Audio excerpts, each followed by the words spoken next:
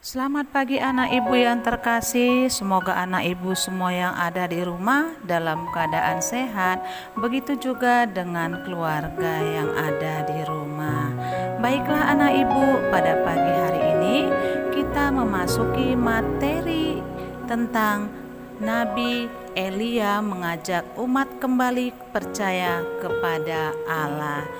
Nah, anak ibu yang terkasih, sebelum kita memasuki materi pada pagi hari ini, terlebih dahulu mari kita berdoa. Mari ambil sikap yang baik, kita bersatu dalam doa. Allah Bapa yang Maha Kuasa, Engkau senantiasa hadir dan berkarya di tengah umat-Mu ketika umat-Mu berpaling dari-Mu dan menyembah berhala. Engkau menghadirkan Nabi Elia untuk mengingatkan mereka. Kami ingin belajar dari Nabi Elia. Berkatilah agar kami mampu melaksanakan pesan-pesan Nabi Elia dalam hidup kami. Amin. Dalam nama Bapa, Putra, dan Roh Kudus. Amin. Baiklah anak ibu, sebelum kita masuk dalam materi Nabi Elia mengajak umat kembali percaya kepada Allah, di sini ibu membuat beberapa tujuan dari materi ini. Tujuan pembelajaran yang pertama adalah agar peserta didik dapat menerima karya keselamatan Allah. Kedua, peserta didik dapat menunjukkan kepercayaannya akan karya keselamatan Allah. Ketiga, peserta didik dapat memahami karya keselamatan Allah dan mewujudkan karya keselamatan Allah melalui para nabi. Nah, anak ibu yang terkasih, inilah tujuan pembelajaran tentang materi Nabi Elia mengajak umat kembali percaya kepada Allah. Anak ibu yang terkasih, mari kita perhatikan setiap slide-nya tentang Nabi Elia.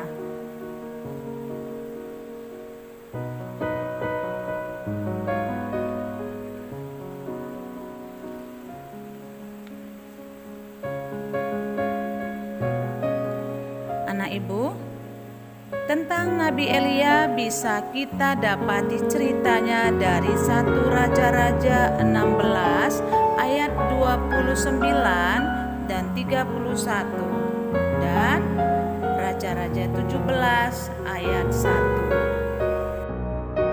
Baiklah anak ibu akan memberikan beberapa rangkuman mengenai dari pembacaan kitab 1 Raja-Raja 16 dan 1 Raja-Raja 18 sampai dengan 40. Di situ dikatakan, atas perintah Tuhan karena dikejar Raja Ahab, Nabi Elia diminta tinggal di tepi sungai Kerit dan Tuhan telah memerintahkan burung-burung gagak untuk memberi makan padanya.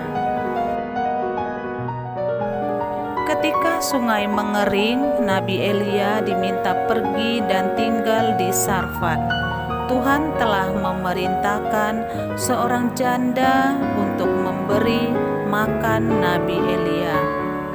Nabi Elia mengatakan bahwa Raja Ahab telah bersalah dan menghina Tuhan, sehingga Tuhan sakit hati karena raja menyembah dewa Baal.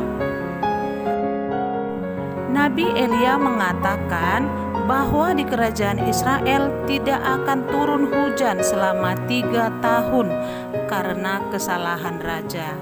Nabi Elia menantang para nabi-nabi dewa Baal untuk bertempur dalam doa untuk menyatakan kebesaran Tuhan. Dan Nabi berkata, Tuhan Nabi Elia menang. Apa yang dia mohon datang membakar persembahan. Sehingga para nabi dewa Baal ditangkap. Setelah itu turunlah hujan.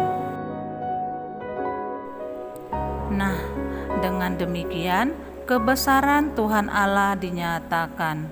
Israel harus berhenti menyembah dewa dan kembali menyembah Tuhan. Meskipun Nabi Elia terus dikejar-kejar untuk dibunuh oleh para pengikut istri Raja Ahab, yaitu Izebel. Nabi Elia melakukan semua itu semata-mata karena perintah Tuhan untuk memperingatkan umatnya Israel agar setia pada perjanjiannya dengan Tuhan.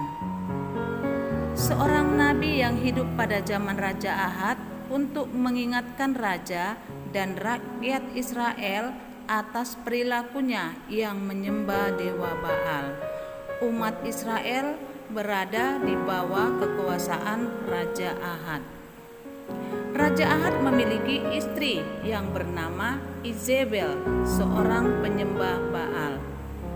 Di istana Raja Ahab, Izebel meminta dibuatkan kuil agar ia tetap dapat melakukan perjamuan pemujaan kepada Baal. Sebagian besar rakyatnya pun akhirnya turut memuja Baal. Tinggal 7.000 orang saja yang tidak ikut melakukan pemujaan dan tetap setia mengikuti Nabi Elia. Ada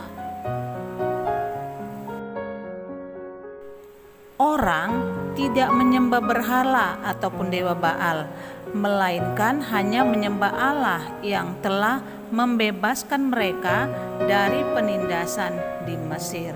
Nah, anak ibu, inilah rangkuman dari 1 Raja-Raja 16 ayat 29 sampai 33 dan 1 Raja-Raja 18 ayat 19 sampai dengan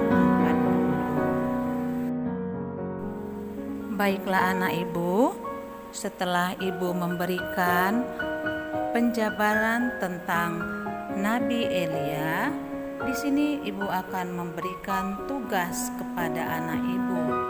Tugas yang pertama adalah, silakan anak ibu ambil pena dan bukunya. Yang pertama adalah, apa yang dilakukan Nabi Elia? Kedua, siapa Nabi Elia tersebut? Ketiga, bagaimana situasi hidup umat Israel pada saat Nabi Elia hidup? Berikutnya, terakhir, 4, apa yang menjadi pesan pokok Nabi Elia? Nah, anak ibu yang terkasih, demikianlah materi pagi hari kita, dan di sini juga ibu telah memberikan tugas kepada anak ibu semuanya. Baiklah anak ibu, semoga materi pagi hari ini dapat dipahami oleh anak ibu yang terkasih semuanya. Dan ibu berpesan kepada anak ibu, semoga anak ibu memiliki sikap yang baik terhadap sesama.